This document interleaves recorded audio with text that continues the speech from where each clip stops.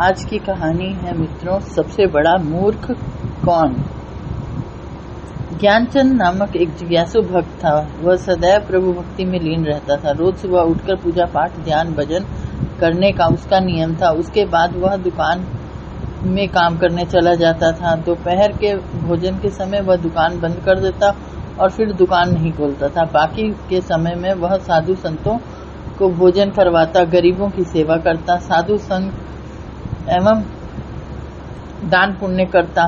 व्यापार में जो भी मिलता उसी से संतोष रखकर प्रभु की रीति के लिए जीवन बिताता।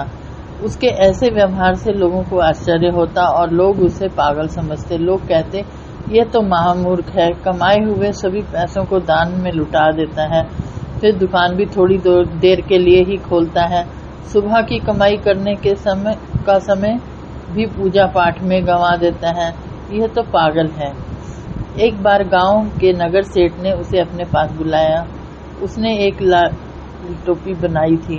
नगर सेठ ने वह टोपी ज्ञानचंद को देते हुए कहा, यह टोपी मूर्खों के लिए है। तेरे जैसा महान मूर्ख मैंने अभी तक नहीं देखा, इसलिए यह टोपी मैं तुझे पहनने के लिए देता हूँ। इसके बाद यदि कोई तेरे से भी ज्यादा मूर्ख दिखे तो तू उसे टोपी पहनाने के लिए दे देना।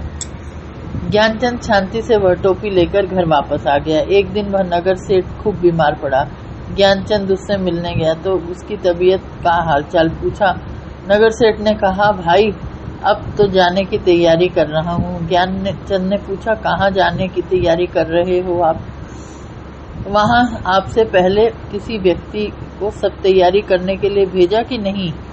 आपके साथ आपकी स्त्री, पुत्र, धन, गाड़ी, बंगला वगैरह आएगा कि नहीं?